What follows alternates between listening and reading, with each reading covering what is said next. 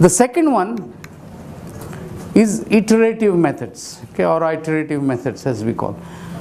Now, iterative methods are very simple. These are even more common sense than what it is actually. So, if you have got this equation wherein you have to find out the x equal to, what is the root of the polynomial when fx is equal to 0, what you do is start with any number, you know.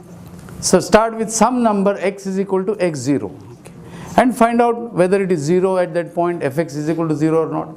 If it is not there, you take delta x, add into it, still find out whether the fx is equal to 0 or not. If fx is decreasing, that means you are moving in the right direction. If fx is increasing, you have to change the direction. And as you are moving, you are iterating the solution, you are iterating on x. That means xi is equal to xi minus 1 plus delta x. Okay. Now, delta x could be fixed or it could be dynamic.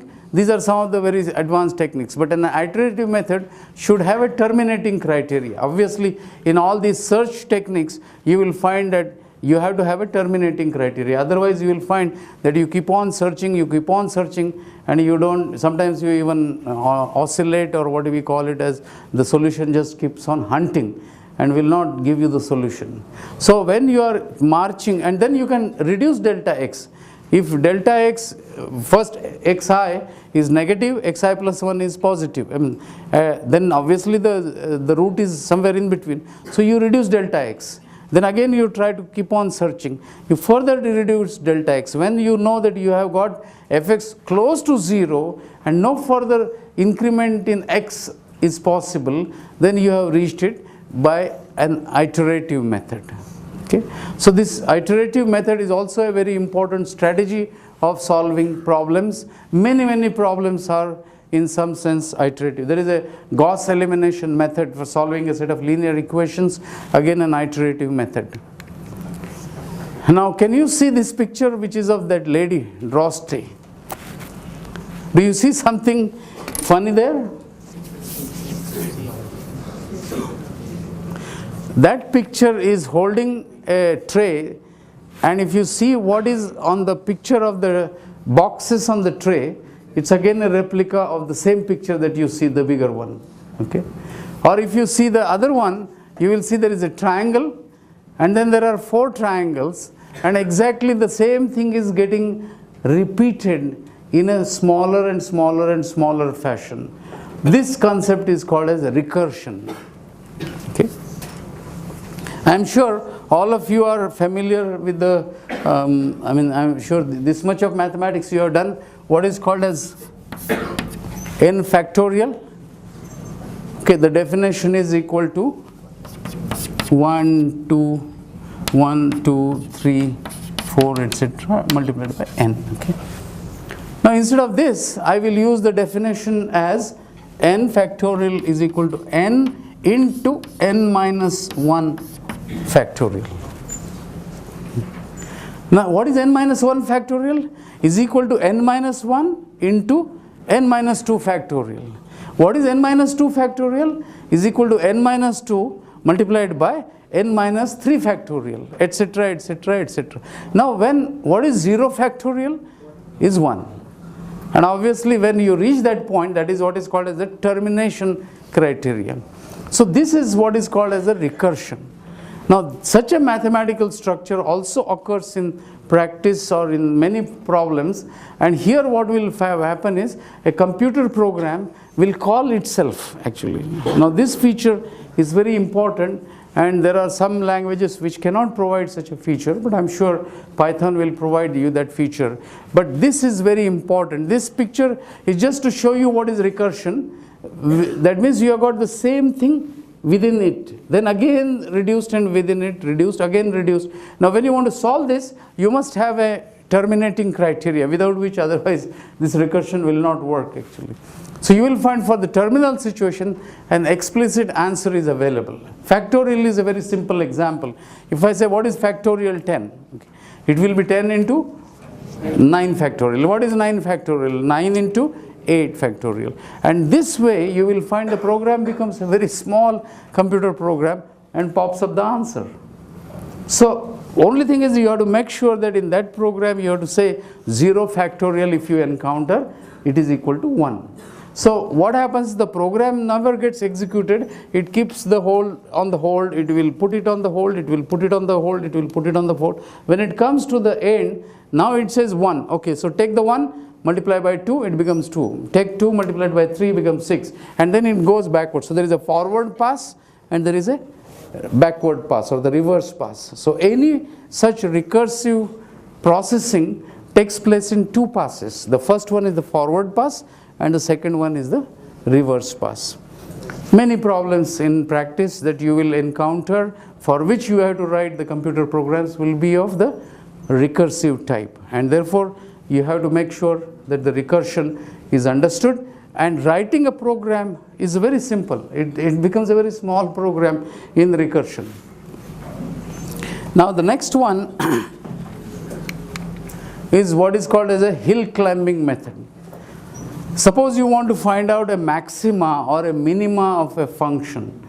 Okay, if you say that I want to find out what is the maximum or a minimum, if it is a 2-dimensional function, then the function is in the form of a hill. Okay, and if you want to find out what is the maximum, which means you want to go to the top of the hill, and in order to go, what you will do is you are, let us say, at any point on the hill somewhere at the bottom. Okay, and if you say that I want to reach the top of the hill and I am at the bottom of the hill, what is the logic? What should be my strategy for hill climbing method? So how do I reach to the top in the shortest possible way, or in the smartest possible way? So you will find that if I am at this point and I want to move to the top, I will go around, and as if I got a compass, and I will go around and find out what is the steepest gradient. Where do I climb up the steepest? Because in a same distance of x, I will be reaching higher. Okay, so what happens is that you call this as the steepest gradient or the hill climbing methods, where locally every time you find out what is the steepest direction. Okay, if it is a 2-dimensional function, it is dy by dx, which is the slope. If it is a gradient, because it's a multidimensional function, it will be a gradient actually. So this method essentially tries to say that find out the gradient, go along that direction to the point it is beneficial. The moment you start finding that there is no benefit further going along that direction, stop it. Again at that point, use your compass, find out what is the steepest gradient and go along that direction till you find that you are decreasing. At that point again take the situation. When you reach a point where any direction that you choose, you are going to have a reduction, which means you have reached the top. So in the hill climbing method, every time you scan around, look at the gradient, which is the fastest, move along that line till you find you are increasing the function. As the function start decreasing, stop. Then again use the compass and find out the steepest gradient and move forward. Okay, this has to be done mathematically. Of course, I am explaining to you in a layman's language, but these are some of the strategies of solving problems. Okay, it's called as a hill climbing method actually. And it's an iterative method, no doubt about it, but helps you find the maxima or the minima in many cases.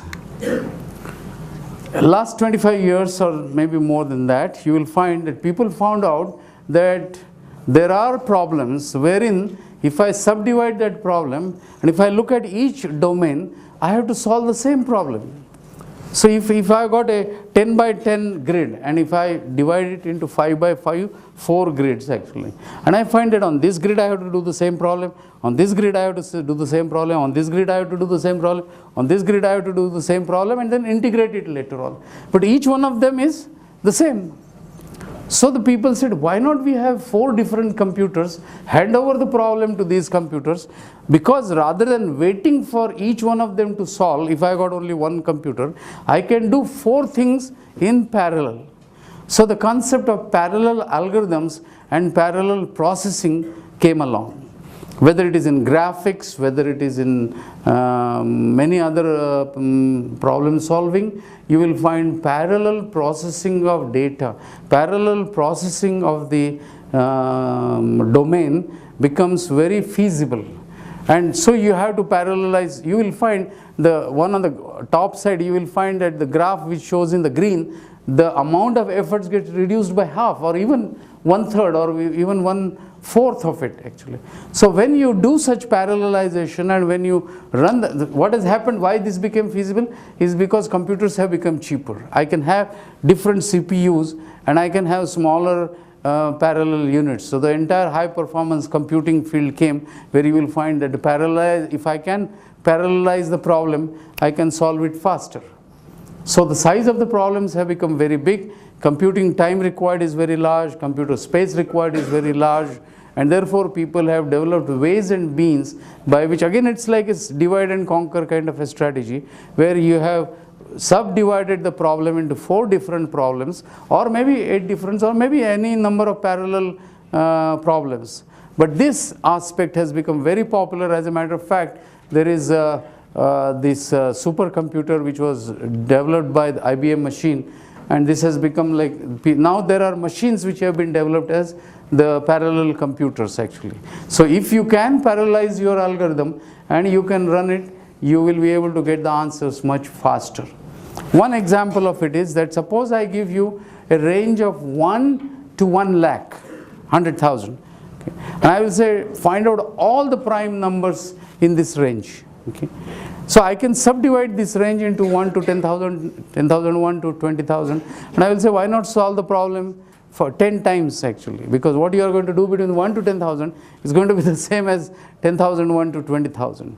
So you will find that instead of solving it only once from 1 to 100,000, I can divide it into 10 different problems, solve them, and then of course you have to combine the answers actually. So whatever I got first, second, third, fourth, I put them together and I will give you the prime numbers between 1 to 100,000. Okay. This is just a small example. There are many things in engineering where you will find that this parallelization has become very important. Now there are in fact not one but several courses on how to process the data or how to develop the parallel algorithms. There is another mathematical or the logical method which is called as induction. I am sure some of your proofs, particularly this is very helpful in proving some statements. And what you do is that you say, well, I can prove it by method of induction. And I have just put a small thing, those domino bricks are there. If you just touch one, you will find that it moves, goes as a domino effect actually. So what we are saying is that induction is that if I can prove it for anyone, and if I can prove it for n, then it is true for n plus 1. If I can prove it for n plus 1, it is true for n plus 2. If I can prove it for n plus 2, it is true for n plus 3. But the first premise that I have to show is that it shall be true for any number n. Okay? So this is also another way of using, now particularly for theorem proving or proving the statements in logical. Logic is a very important aspect of computer science, whether it is a mathematical logic or sometimes you will find there is a philosophical logic. But in both the cases you will find that logically arriving at a solution is a very important part, you know. Now usually you will find that there are courses on logic, courses on mathematical logic, and both of them are really the prerequisite for understanding computer science. There are 3 different kinds of logics that you have. One is what you call it as the deductive logic, another one is called as the inductive logic, and the third one is called as abductive reasoning. Okay. So if I say that if it rains, everything outside becomes wet. Grass is outside, hence grass becomes wet. Now this is what is called as the deductive reasoning. Okay. Now the next one is what is called as inductive reasoning. Okay. So if I say that everything outside is wet, if grass is outside, if anything else is outside, let us say chairs are outside, so grass will be wet, chairs will also be wet. If it is like a car that is saying, it is also wet. The reason being that everything outside is wet actually. So I start inducting in some fashion. On the other hand, if I say that the grass is wet, hence it must have rained. Okay. So now it is the inverse of it. You are going in the backward direction, which is what is called as the abductive reasoning. So you will find that these are the cases that whether you go from special case to a general principle or from general principle to a special case, there are different kinds of logical reasoning that we have to use in developing algorithms. Logic is very important because ultimately when you have to develop the programs, your logical reasoning is very important. Let me tell you, many times what happens is that students develop a program and it works. So sir, this is working, we got the answer. Okay. Have you taken care of a pathological case which it may not work? And sure enough, that when you put that data, the program bombs out because you have not taken care of what may happen to the program if the case is pathological. Okay. So for instance, division. Okay. If you have simple x divided by y, what will happen when y equal to 0? And there is no way you can represent the symbol infinity in the computer program. Okay. So obviously the computer will give you an error. Division by 0 is an error. So when you do a division, first you have to check whether y equal to 0. If it is y equal to 0, then don't process that division. Okay. But if it is not equal to 0, then go ahead and get x divided by y. It will give you an answer. So you will find that logical reasoning is extremely important when writing computer programs. Okay. And that is the reason why I wanted to place it over here. Okay. So the idea was to give you some background to make you aware of some of the mathematical approaches that are required for developing the programs. Now what we will do is, we will look at the structure of a computer and we will look at the structure of a program, and then we will try to find out what is structured programming. So this will give you a background before you start any language, whether you learn C, whether you learn Pascal, whether you learn Java, whether you learn Python. I mean, there are many languages, but the first important thing is what are the basic ingredients that are required within you before you start learning a language. Okay. And that is the reason for these 4 lectures. 2 of them are now over. We will have the next lecture, which is going to be tomorrow. Okay. And then the other one will be on 13th. Okay. Thank you very much.